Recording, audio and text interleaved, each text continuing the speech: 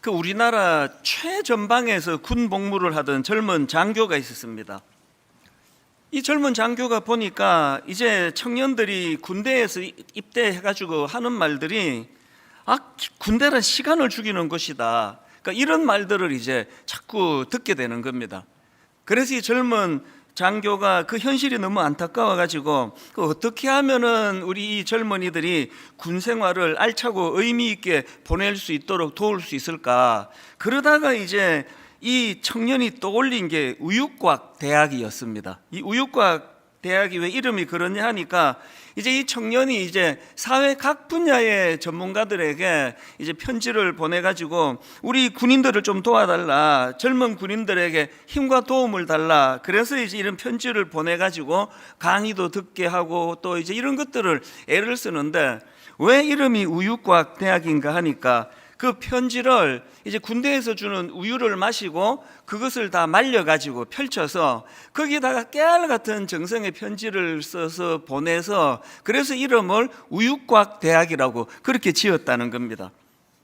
이 청년이 참 대단한 게요, 그 사회 각 분야 전문가들의 강의를 듣기 위해서 강사 섭외를 하려고 어떨 때는 미국을 횡단하고 심지어는 교수님 한 분을 만나려고 프랑스 파리에서 아프리카까지 날아가는 이런 수고를 했다는 겁니다. 이 꿈이란 게 이렇게 큰 에너지를 가져다 주는 것 같습니다.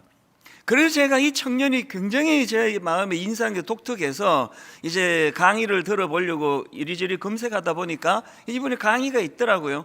그 강의의 내용을 들으면서 마음이 굉장히 좋았습니다. 왜냐하니까 자기가 왜 이런 일들을 계획하고 생각했느냐 하니까 자기가 다니던 그 기독교 학교예요. 거기에서 세상을 섬기라는 그 영향을 받아가지고 자기 주어진 자리에서 이런 선한 일을 하고 싶었다, 그런 여지로 강의하는 것을 듣고 제 마음이 참 기뻤는데요. 왜냐하니까 예수님께서 우리 성도님들을 향해서, 저를 향해서 너희는 세상의 소금이 되라, 세상의 빛이 되라. 그래서 이 소금처럼 세상의 부패를 막아주는 그런 역할을 할 뿐만 아니라 너무나 이 살맛 나지 않는 세상에서 그 소금이 가진 그 맛의 기능을 보세요. 그 참 음식이 별로 맛이 없었는데 소금을 조금만 이렇게 잘 뿌려주면은 금방 이게 맛깔나는 그런 음식으로 바뀌는 것처럼 우리가 그런 존재가 되기를 원하시는데 이 젊은 예수 믿는 이 청년이 바로 이런 선한 영향력을 행사하는 그런 삶을 살고 있는 게 너무 보기에 좋았기 때문입니다. 제가 왜 말씀을 이렇게 시작하는가 하니까요, 이 선한 영향력을 행사한다는 그 기준을 가지고 오늘 본문 말씀을 보니까 본문에 나오는 이 두 사람이요, 아브라함하고 롯이 너무나 대조적인 겁니다. 여러분이 다 아시다시피 창세기 18장 18절에 아브라함은 강대한 나라가 되고 천하 만민은 그로 말미암아 복을 받게 될 것이다. 이 말씀은 이게 바로 선한 영향력을 행사하게 될 것이다, 그 얘기 아닙니까? 아브라함은 이 하나님의 말씀을 허투루 듣지 않았습니다. 그래서 우리 다 살펴봤지만 소돔이 망하던 그 과정에서 너무나 절박하게, 너무나 절실하게 그렇게 하나님께 매달려 기도하는 그 모습 자체가 이게 선한 영향력을 행사하는 사람들의 모습이라는 겁니다. 저는 이렇게 소돔성을 위해서 참 중보기도 올리는 이 아브라함을 보면서 피터 드루크가 한 말 하나가 생각이 났는데요, 이런 말을 했습니다. 인간으로 태어나 반드시 해야 할 한 가지는 살아있는 동안 누군가의 삶을 변화시키는 것이다. 글쎄, 이분이 뭐 크리스찬인지 아닌지는 모르지만 우리 모든 크리스찬들은 이 말씀을 마음에 새겨야 됩니다. 인간으로 태어나 반드시 해야 될 한 가지는 살아있는 동안 누군가의 삶을 변화시키는 것, 이게 바로 선한 영향력 아닙니까? 사실 아브라함과 롯이 이 점에서 굉장히 대조가 되는데요, 하나님께서 롯에게도 똑같은 사명을 부여해 주셨습니다. 지금 망해가는 소돔을 보면서 하나님이 롯에게 어떤 사명을 주셨는가 하니까 오늘 본문 창세기 19장 12절 13절입니다. 그 사람들이 롯에게 이르되 이 외에 내게 속한 자가 또 있느냐? 내 사위나 자녀나 성중에 내게 속한 자들을 다 성 밖으로 이끌어내라. 그들에 대한 부르짖음이 여호와 앞에 크므로 여호와께서 이곳을 멸하시려고 우리를 보내셨나니 우리가 멸하리라. 지금 롯에게 주신 이 절박한 사명, 그들을 빨리 끌어내라. 그래서 이제 롯이 그 말씀을 받들어서 그 다음 14절입니다. 롯이 나가서 그 딸들과 결혼할 사위들에게 말하여 이르기를 여호와께서 이 성을 멸하실 터이니 너희는 일어나 이곳으로 떠나라 하되 그의 사위들은 농담으로 여겼더라. 아니 지금 롯이 너무나 절박한 마음으로 하나님의 말씀을 지금 전하고 있는데 이거 농담으로 여겨버리는 겁니다. 이 농담으로 여겼더라, 이게 원어적인 표현으로 이것을 자세히 보면은 한마디로 말해서 롯의 말을 우습게 여기, 우습게. 물론 이런 반응을 하는 그 사람들이 우선 악한 거죠. 너무나 이 악한 시대에 물들어서 하나님의 말씀을 가볍게 여기는 그들의 잘못도 있지만, 그런데 저는 오늘 본문에서 그 말씀을 전하는 롯에게도 문제가 많다는 생각을 하는 거거든요. 롯은 왜 그런 말에 선한 영향력을 잃어버렸느냐? 우리 지난주 살펴보지 않았습니까? 그 악한 세상에 동화돼 버렸기 때문에, 악한 세상에 물들었기 때문에, 그래서 우리가 하나님의 영향력 아래 있지 않고 악한 세상의 영향력 아래 있으면 영적인 영향력을 잃어버리는 거거든요. 더 비참한 거는 19장 30절부터 나오는 그 타락한 롯의 두 딸의 모습이에요. 차마제가 입에 담기조차 부끄러울 정도로 두 딸이 엄청난 타락한 짓을 저지르는데요. 저는 이런 모습을 보면서 악한 세상에 동화되어 살아가던 아버지 롯의 무기력함, 이 무능력함, 이게 그 딸들을 그렇게 세상에 완전히 동화된 사람으로 만들어버린 요인이었다, 그런 생각을 합니다.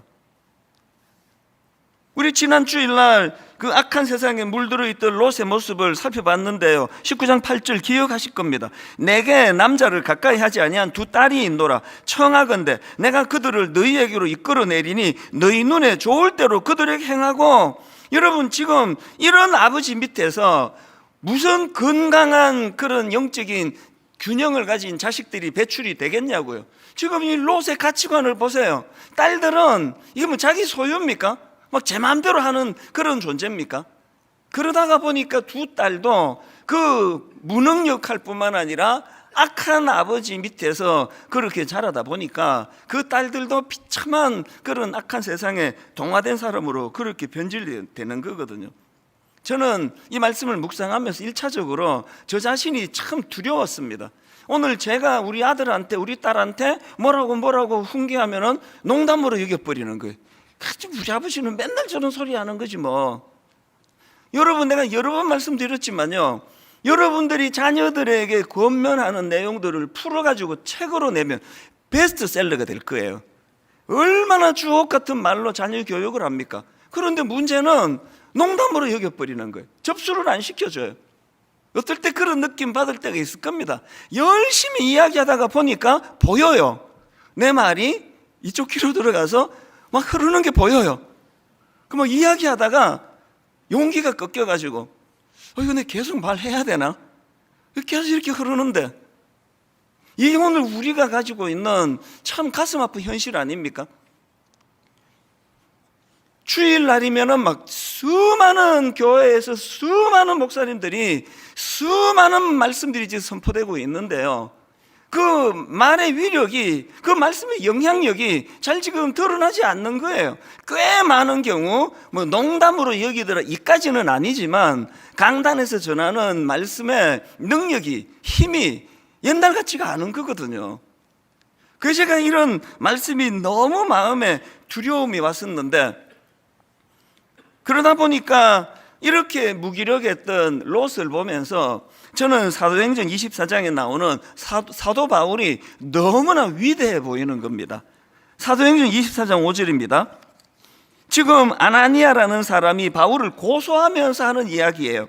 우리가 보니 이 사람은 전염병 같은 자라 천하에 흩어진 유대인을 다 소요하게 하는 자요, 나사렛 이단의 우두머리라. 지금 사도 바울을 고소하면서 왜 이 자를 격리시켜야 되는지, 왜 내가 고소할 수밖에 없는지, 이거를 가지고 지금 바울을 비난하려고 하는 말이었는데요, 이게 오늘날 사도 바울에게 최고의 찬사가 된 거예요. 어느 정도 영향력이 있었다고요? 전염병 같은 사람이를, 우리 코로나19를 왜 이렇게 지난 3년 동안 두려워했습니까? 그거 가진 능력이 뭡니까? 그 악한 능력, 그 전파력 아닙니까? 한번 이 중에 뭐 이게 누군지도 모르게 가만히 침투해가지고는 그 악한 그 병을 전염시키는 게 코로나19니까 막 누구를 만나도 부들부들 떨면서 만나는데, 사도 바울이 이런 존재라는 거예요. 누구라도 이 사람을 만나고 나면은 예수를 믿게 되고 예수를 전하는 거기에 능력이 나타난다고 그렇게 얘기하니까, 이게 바울을 비난하려고 한 이 말이 너무나 이게 저는 칭찬처럼, 정말 제가 이런 소리 한 번만 들어봤으면 소원이었겠습니다.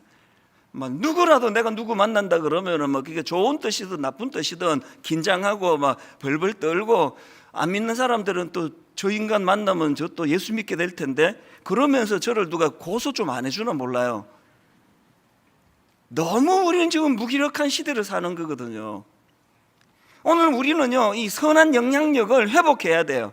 말 많이 해가지고 자녀 교육도 가능하겠지만, 그 부모의 말에 선한 영향력이 있어가지고 몇 마디 툭툭 던져주기만 해도 그것이 그 아이 삶의 포석처럼 그렇게 지도를 할 수만 있다면 우리 부모가 뭘 더 바라겠습니까? 이런 의미에서 저와 여러분 모두가 다 이제 롯과 같은 이런 비참한, 뭔 얘기를 진지하게 하는데 뭐 비웃어버리고 뭐 농담으로 여겨버리고, 그래서 제가 오늘 설교 제목을 3번 바꾸었습니다. 그러다가 결국은 내가 설교 제목을 농담으로 여기더라. 너무 강력해서 이제 오늘 저와 여러분이 하나님 앞에서 정말 아버지 내 선한 영향력 행사하고 싶습니다. 기왕에 내가 이 땅을 사는데 그렇게 롯처럼 말에 힘이 없고 영향력이 없는 삶, 너무나 그건 비참하기 때문에, 그래서 우리가 이 선한 영향력을 회복하려면요, 한 몇 가지를 정리해야 되는데, 첫째, 정말 여러분 선한 영향력을 회복하고 싶으세요? 악한 세상에 물들지 말기. 이 악한 세상에 물드시면 안 된다는 겁니다. 저는 롯의 예비 사위들이 롯의 말을 농담으로 여겼더라, 이 말을 묵상하다가 책 한 권이 떠올랐는데요, 설득의 쓸모, 이런 제목의 책이 있습니다. 이 책의 큰 줄거리는 아리스토텔레스가 주장했던 그 사람을 설득하기 위한 3가지 요소, 그게 에토스, 로고스, 파토스, 이 3가지를 가지고 이제 정리를 해놓은 책인데요, 아리스토텔레스가 주장했던 게 바로 이 에토스와 로고스와 파토스의 균형을 이루어야 그 말에 힘이 있고 사람을 잘 설득할 수 있다. 그래서 이제 엑기스 핵심을 말씀을 드리면은, 이 에토스는 한마디로 말하면 말하는 그 사람의 인품, 인격이에요. 누가 말하느냐, 이 에토스, 이게 에토스고요. 그 말하는 자의 성품과 인격이 에토스라면, 로고스는 말의 내용이에요. 논리 있게 그렇게 설득할 수 있는 말의 내용이 필요하다. 제가 이 설교 한 편을 위해 가지고 글쎄요, 뭐 계산하면서 설교 준비를 안 하기 때문에 모르지만 못 잡아도 이 설교 한 편에 30시간 이상은 좋게 들어간다고 생각을 해요. 왜? 잠들기 전까지 생각하니까요. 눈 뜨자마자 하나님 앞에 이거 놓고 기도하니까요. 왜 이렇게 제가 설교 준비에 집중합니까? 로고스예요.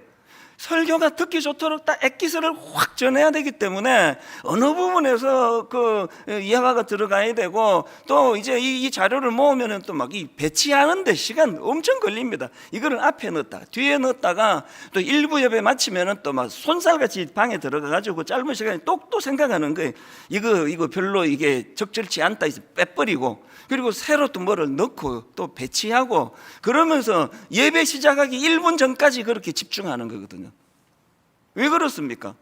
같은 내용이라도 이 로고스 잘 조리 있게 논리적으로 말하는 게 좋습니다. 그래서 예수 믿는 우리는 복음을 전할 때 그 내용, 이 간증과 논증이 굉장히 조리 있게 체계적으로 하는 훈련이 좀 필요합니다. 이게 로고스고요. 마지막 3번째가 파토스는 한마디로 말하면 그런 식으로 논리적인 말로만 가지고는 설득이 어렵다.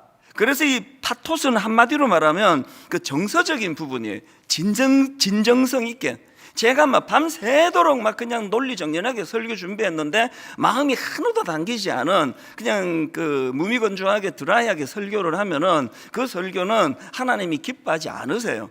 그러니까 제가 한 주 동안에 저를 관통했던 복음 이야기를 주로 많이 드리는 건 바로 이 파토스 때문이에요. 제가 먼저 그 주의 복음을 경험하고 그 감동이 일어나고 눈물을 흘리고 가슴이 뜨거워지고 이걸 전할 때 여기 힘이 있다는 거예요. 그래서 이제 이 에토스 또 로고스 또 파토스가 중요한데 아리스토텔레스는요 이 세 가지 중에서 맨 앞에 나오는 에토스가 제일 중요하다는 거예요. 한마디로 같은 내용이라도 누가 말하느냐에 따라서 신뢰가 완전히 달라진다는 거예요. 젊을 때는 이 메시지의 내용, 그러니까 이 로고스와 파토스에 막 전념하고 자료 찾고 그렇게 해가지만 제가 나이가 들어가면서 이제 이 누가 전하느냐, 성도님들은 제가 전하는 내용도 내용이지만 저 사람이 강단 아래에서 어떤 삶을 살고 있는 사람인가, 이게 더 중요하다는 걸 너무나 제가 절실히 느끼기 때문에 한 주 내내 그 문제를 놓고 기도하는 거 아닙니까?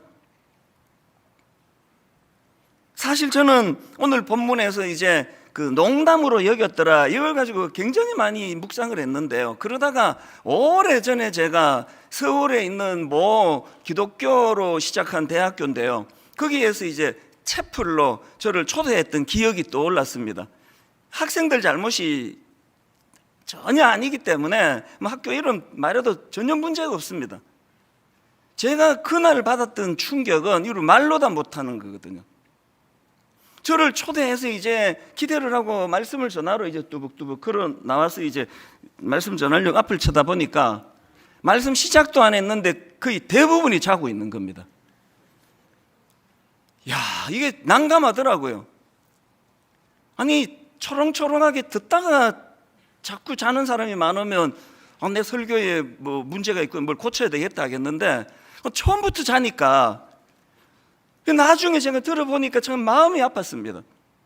오늘 우리 기독교가 반성해야 되는 지점이 이제 여기 있다고 생각하는데요. 난 젊은 대학생들이 목사가 와서 설교하는 것에 대하여 거부감을 온몸으로 그렇게 표현한다는 겁니다. 그리고 저는 이 말씀 이제 드린 것 같은데요. 설교를 더 잘하면 더 잘할수록 더 마음의 거부감이 크대요. 에토스를 잃어버린 거예요. 저 목사는 그냥 말만 뻔지르르하게 잘한다고. 그날의 난감함을 내가 잊을 수가 없습니다. 아니, 지금 설교하려고 보니까 지금 다 자고 있는데, 지금 어디다 대고 설교하겠냐고. 그렇다고 제가 야! 이중적인 효과가 있습니다. 그날을 생생하게 묘사할 뿐 아니라 깜짝 놀라시는 몇 분을 위해서 이 표현이 꼭 필요했습니다. 그렇게 소리를 지를 수도 없는 거고요. 그거를 제가 세 차례에 걸쳐서 그날 설교했던 기억이 나는데 집으로 돌아가면서 정말 마음이 씁쓸했습니다. 오늘 대한민국 젊은이들이 저 같은 목사를 어떤 눈으로 보고 있는가, 이거를 제가 느낄 때, 그래서 저는 요즘에 자주 생각하고 또 이야기해요. 정말 존재가 목회하게 해야 되겠다. 말이 목회하고 말이 설교하고 말이 신방하고 이러니까 이걸로는 신뢰를 받기 어려우니까 정말 하나님, 제 존재가 하나님의 메시지가 되기를 원합니다.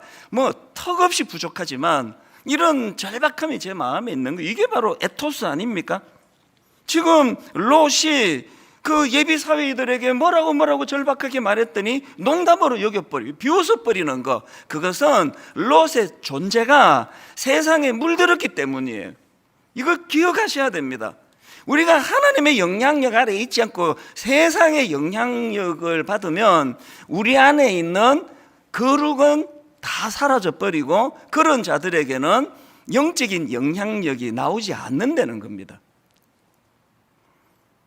그래서 저는 로마서 12장 2절 너희는 이 세대를 본받지 말고 오직 마음을 새롭게 함으로 변화를 받아 하나님의 선하시고 기뻐하시고 온전하신 뜻이 무엇인지 분별하도록 하라. 레위기 11장 45절 나는 너희의 하나님이 되려고 너희를 애굽 땅에서 인도하여 낸 여호와라. 내가 거룩하니 너희도 거룩할지어다. 디모데후서 3장에 보면은 말세에 고통하는 때가 이르러, 그래서 양상이 쭉 나오잖아요. 사람들이 자기를 사랑하고 돈을 사랑하고 자랑하고 교만하고 비방하고 부모를 거역하고 감사하지 않고 거룩하지 않고 쭉 나오는 이 말씀 맨 끝에 디모데후서 3장 5절에 이런 결론을 내립니다. 경건의 모양은 있으나 경건의 능력은 부인하니 이 같은 자들에게서 네가 돌아서라. 오늘 여러분 우리 삶이 선한 영향력, 영적인 영향력을 행사하는 인생이 되고 싶다면요, 우리 오늘 이 자신을 돌아보셔야 됩니다. 우리가 지금 이 악한 세상에 물들어가고 있는 거 아닌가? 교회도 지금 세속화돼 가고 있는 거 아닌가? 오늘 우리가 영향력을 회복하려면 교회가 이 거룩을 회복해야 되고, 목사가 말만 가지고 그냥 어디 자료보고 떠들어대는 그런 설교하는 목사가 아니라 저 안에 하나님의 이 거룩하심을 추구하고 거룩하심이 회복된 자가 전하는 메시지에 능력이 나타날 줄로 믿습니다. 저와 여러분 모두가 추구해야 되는 것이고요. 그런가 하면은 두 번째로 우리가 선한 영향력을 회복하려면 자기 문제에게만 집착해 있는, 자기 문제에만 집중해 있는 우리 자신을 떨쳐내야 돼요. 오늘 본문을 가만히 보니까요, 망해가던 소돔을 위해서 아브라함만 기도한 게 아니네요. 롯도 했습니다.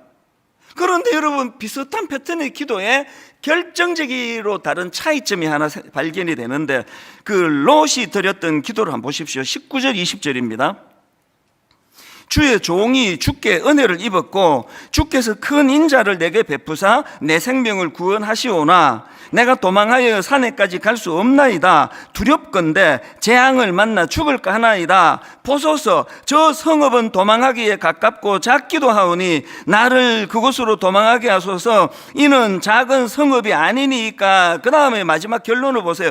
내 생명이 보존되리이다. 이 가만히 보니까 막 열정적으로 기도하는데 보니까 순 자기만을 위한 기도예요. 자기에게 집중하는 기도예요. 오늘 우리 교회들이 말입니다. 오늘 우리 크리스찬들이 말입니다. 온통 하는 기도라는 건 자기에게만 집중되어 있는 거예요. 내 복 받게 해주세요. 나 잘 살게 해주세요. 아브라함처럼 복을 받아서 그 받은 복으로 그 세상에 영향력 있는 삶을 살으라고 주님이 복을 주시는데 뒤에는 모르겠어요. 그냥 복 달라고요, 복. 왜 나한테는 복을 안 주십니까? 이렇게 자기 자신에게만 집중하고 집착하는 여기에서 선한 영향력을 잃어버린다는 거, 이걸 놓치시면 안 됩니다. 저는 젊을 때요, 고린도후서 5장 17절에만 꽂혀 있었거든요. 그런즉 누구든지 그리스도 안에 있으면 새로운 피조물이라. 보라, 이전 것은 지나갔으니 보라, 새 것이 되었도다. 이게 너무 좋아가지고 난 새 것이 됐다, 난 새로운 사람이다, 이 말씀에만 제가 몰두했는데요, 어느 날 말씀을 묵상하다가 보니까 진짜 하고 싶은 말씀이 18절에 있더라고요. 보라, 새 것이 되었도다. 이 새 것이 된 제가 해야 되는 일이 18절에 나오는데 보십시오. 모든 것이 하나님께로 났으며 그가 그리스도로 말미암아 우리를 자기와 화목하게 하시고, 그 다음에 또 우리에게 무슨 직분을 주셨습니까? 화목하게 하는 직분을 주셨다는 게, 선한 영향력을 주셨다는 겁니다. 이걸 제가 오래 간과했습니다. 그저 난 변화됐다고, 나는 그리스도로 인해서 새로운 생명을 얻었다네, 새로운 피조물이라고, 나 무시하지 말라고. 이 17절에만 집중해 있던 동안에 하나님께서 저에게 맡겨주신 새로운 사명, 화목하게 하는 직분. 누구든지 나를 만나고 나면 이 영향력으로 서로서로 평화가 일어나고 화해가 일어나고 용서가 일어나고, 이런 역할이 우리에게 주어졌다는 거거든요. 오늘 우리는 너무 지금 자기에게만 집중하는 신앙생활을 하다 보니까 이런 말씀이 눈에 들어오지 않는 거거든요. 그리고 또 한 가지요, 선한 영향력은요, 여러분, 선한 영향력은요, 버리는 것에서부터 시작이 됩니다. 놀라운 지도력을 발휘했던 모세를 한번 보시겠습니까? 히브리서 11장 24절부터 26절입니다. 믿음으로 모세는 장성하여 바로의 공주의 아들이라 칭함받기를 거절하고 도리어 하나님의 백성과 함께 고난받기를 잠시 죄악의 낙을 누리는 것보다 더 좋아하고 그리스도를 위하여 받는 수모를 애굽의 모든 보화보다 더 큰 재물로 여겼으니 이는 상 주심을 바라봅니다. 그렇게 모세가 위대한 지도자가 되고 선한 영향력을 행사할 수 있었던 첫 번째 단추가 뭡니까? 그 왕궁에서 바로의 공주가 누릴 수 있는 수많은 기득권들, 이거를 내려놓는 것으로부터 그의 영향력이 시작이 된 거거든요. 분당 우리 교회 뭘 더 내려놔야 될까요? 이 교회는 맨날 일만성도 파송 운동한다 그러고 또 좀 있다가 또 열왕교회 지금 얼마나 지금 외부에 위촉한 목사님들하고 이거를 신중하게 하는지 즉 시간이 계속 지금 딜레이가 될 정도로 몰두하고 있는데 그런 일을 왜 해야 되느냐고요. 왜 알지도 못하는 교회에 무려 4억씩이라는 그런 후원금을 또 열왕교회에다가 우리가 제공하면서 내년부터는 또 충청도권, 경상도권, 전라도권, 강원도권, 제주도권, 수도권 이러면서 왜 10교회씩을 계속 우리가 그렇게 미자리 교회, 작은 교회들을 섬겨가야 되느냐고요. 왜 그래야 되느냐고요. 그게 교회가 할 일이기 때문이에요. 그렇게 할 때 교회가 선한 영향력이 생겨나기 때문입니다. 1만 성도 파송 운동하고 우리 불편한 거 참 많지만요, 제가 불편함을 느끼면 느낄수록 영적으로 하나님의 영향력은 더 커지는 거라고 생각을 합니다. 규모가 아니지 않습니까? 예수 그리스도가 이 땅에 오셔서 우리에게 보여주신 진짜 중요한 원리가 이거 아닙니까? 이 찬양 다 아시죠? 주의 이름 높이며 주를 찬양하나이다. 나를 구하러 오신 주를 기뻐하나이다. 이렇게 비슷하게 쭉 나가는데 이게 지금 박자도 안 맞는 것 같지만 이게 끝까지 부르는 이유는 그 다음 가사 때문이에요. 그렇게 나를 구하러 오신 주를 기뻐하나이다. 그리고 그 다음 가사에 보니까 하늘 영광 버리고예요. 하늘 영광 버리고 이 땅 위에 십자가를 지시고 죄 사했네. 우리 주님의 놀라운 영적인 선한 영향력이 드러날 수 있기 위하여 주님이 하신 가장 첫 번째가 자기를 내어줌이에요. 자기를 버리심이에요. 그게 바로 빌립보서 2장 5절부터 나오는 말씀입니다. 너희 안에 이 마음을 품으라 곧 그리스도 예수의 마음이니. 여러분, 우리가 품어야 될 예수의 마음을 한번 잘 들어보세요. 6절, 그는 근본 하나님의 본체시나 하나님과 동등됨을 취할 것으로 여기지 아니하시고 오히려 자기를 비워 종의 형체를 가지사예요. 주님이 놀라운 영적인 리더십이 나타날 수 있기 위하여 가장 먼저 본을 보여주신 게 자기를 비우는 거예요. 모세가 왕궁의 기득권을 내려놓는 것에서부터 리더십이 시작된 것처럼요. 그래서 이제 8절에 사람의 모양으로 나타나사 자기를 낮추시고 죽기까지 복종하셨으니, 이게 십자가입니다. 십자가가 드러나지 않는데 무슨 인간적인 선한 능력이 나타나겠습니까? 제가 십자가의 영향력이 없으면 제가 무슨 권위로 이 자리에서 설교를 하겠냐고요.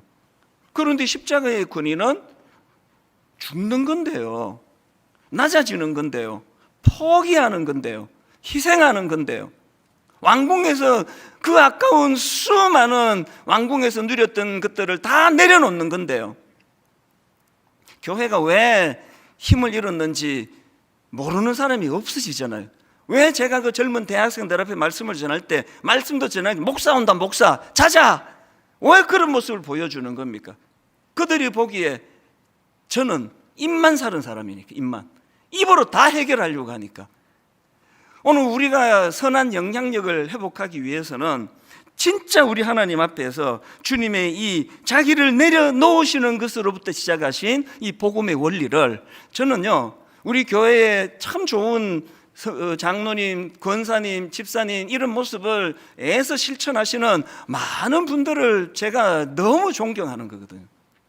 이게 두 번째라면, 마지막 세 번째로 여러분이 선한 영향력을 회복하려면 공급받아야 돼요. 공급. 누구로부터? 하나님께로부터.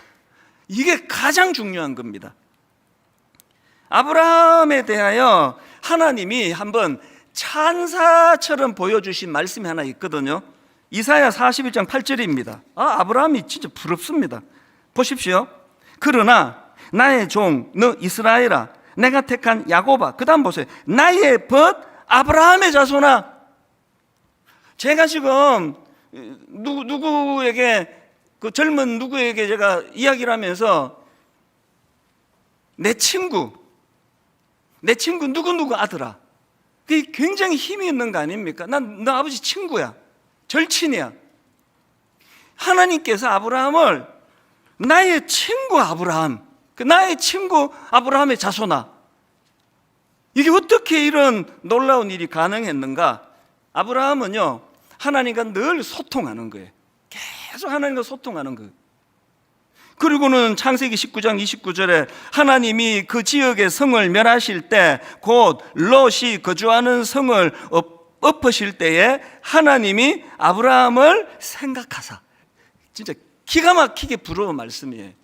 우리가 중보 기도할 때 저 김 집사가 기도하는 거는 내가 기억을 해야지.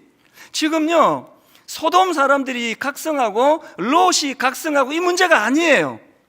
롯이 살 수 있었던 유일한 이유가 있었다면 하나님과 친구처럼 소통했던 아브라함이 기도했기 때문이에요. 여러분, 자녀 살리고 싶으시잖아요. 자녀 살리는데 몰두하기보다 먼저 하나님과 소통하십시오. 하나님과 교제하십시오. 하나님이 여러분을, 쟤는 내 친구야. 친구의 좋은 거가 특히 우리 중고등학교 다닐 때 친구는 비밀이 없잖아요. 모든 이야기를 다 주고받는 그런 관계가 됐을 때 하나님은 여러분의 아들의 행실보다, 여러분의 딸 행실보다 더 중요한 건 여러분의 기도라는 사실입니다. 이게 영향력 아닙니까? 그래서 저는 시편 121편 2절입니다. 내가 산을 향하여 눈을 들리라. 나의 도움이 어디서 올까? 나의 도움은 천지를 지으신 여호와에게서로다. 그래서 누가복음 24장 49절입니다. 볼지어다 내가 내 아버지께서 약속하신 것은 너희에게 보내리니, 그 다음 보세요. 너희는 위로부터 능력으로 입혀질 때까지 이 성에 머물라. 교회의 문제가, 저 같은 목회자의 문제가 안 기다려요. 위로부터 내려지는 능력으로 덧입는 일에 관심이 없는 경우가 많아요. 마음이 급해가지고. 여러분, 뭔가 중요한 일이 있으세요? 마음이 조급합니까? 서둘러 하기를 원하세요? 그거 아시죠? 급할수록 돌아가라고.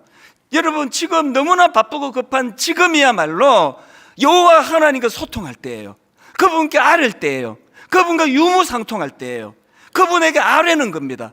그래서 그분이 내 친구 이찬수 목사가 기도한 거를 가지고 내가 니들 살려줄게. 이게 오늘 우리 대한민국을 향한 한국교회의 중요한 사명이라고 생각을 합니다. 말씀을 오늘 이렇게 맺기 원합니다. 이사야 32장 8절이요. 존귀한 자는 존귀한 일을 계획하나니. 제가 이 말씀이 내 심령의 뼛속에 새겨지기를 원합니다. 누가 존귀한 자라고요? 성경책 끼고 목소리 착 깔고 어디를 가나 그냥 목사 목소리 흉내 내는, 거기서 그 사람의 존귀가 드러나는 게 아니고요. 존귀한 자는 존귀한 일을 계획하는 사람이래요. 존귀한 일을 계획하는 그 사람이 존귀한 사람이고, 또 누가 존귀한 사람인가? 그는 항상 존귀한 일에 서리라. 존귀한 일을 계획하고 존귀한 일을 행하는 그 사람이 존귀한 자래요. 그래서 저는 마태복음 13장 31절 32절이요.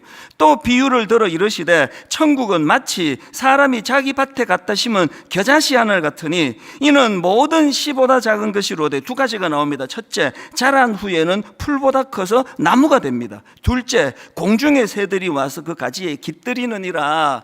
제가 지난주에 불쑥이 말씀이 마음에 너무 저를 격동시켰습니다. 오늘 우리는 꿈을 꾸어야 되고 꿈 넘어 꿈을 꾸어야 돼요. 꿈이 뭡니까? 우리의 꿈은 나같이 작은 겨자씨 같은 인생이 풀보다 커서 큰 나무가 되는 거예요. 이게 우리의 꿈이에요. 영향력을 가진 인생이 되는 게 우리 꿈입니다.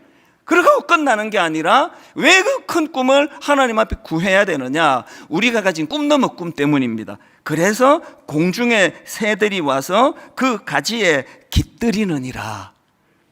여러분의 꿈이 이루어지기 바랍니다. 여러분의 꿈 넘어 꿈까지 이루어지기를 바랍니다. 겨자씨같이 작고 보잘것없는 우리 인생에 예수 그리스도께서 저는 로마서 8장 32절 자기 아들을 아끼지 아니하시고 우리 모든 사람을 위하여 내주시니가 어찌 그 아들과 함께 모든 것을 우리에게 주시지 아니하겠느냐. 저는 이 말씀을 액면 그대로 믿습니다. 십자가를 믿으면 부대적으로 따라오는 선물이 9절이에요. 자기 아들을 아끼지 아니하고 주신 그 하나님께서 뭐가 아까워서 안 주시겠냐고. 그래서 저를 이 겨자씨만도 못한 저를 이만큼 키워주셨잖아요. 뭐 여러분 보기에는 뭐 저게 큰 거야 이렇게 생각할지 모르지만 재료를 아는 저로서는 내 인생이 기적이에요. 겨자씨였거든요. 그런데 여러분 저를 이렇게 큰 나무로 하나님이 만들어 주셨습니다. 제 재료를 가지고 보기에. 그런데 그게 끝이 아니에요. 왜 그렇게 만들어 주셨다고요? 지친 새들이 와서 깃들게 하려고요. 지친 새들이 와서 쉬게 해주기 위해서예요. 겨자씨 같은 사람들이 모인 분당 우리 교회를 이렇게 큰 나무를 만들어 주신 것은 우리끼리 이거 교만해져 가지고 우리끼리 자랑하고 있으라고 주신 게 아니라 너무나 많은 지친 이들에게 분당 우리 교회가 이 시대 가까이 이 주변 사람들에게 분당 사람들에게 우리 대한민국에 너무나 지친 이들에게 지친 새 같은 존재들이 깃드는 존재가 되도록 하기 위한 것. 결론은 이렇게 맺습니다. 우리 주님의 십자가를 의지하고 믿고 그 주님 앞에 기도하는데 두 가지예요. 꿈을 이루어 주세요. 겨자씨같이 초라한 제가 하나님 큰 나무가 되기를 원합니다. 두 번째, 꿈 넘어 꿈. 그래서 주님, 나같이 보잘것없는 인생이라 할지라도 내 인생의 나무에 수많은 지친 인생이 와서 쉬기를 원합니다. 수많은 순장님들 주님 이름으로 존경합니다. 여러분들이 그런 삶을 살고 계시기 때문이에요.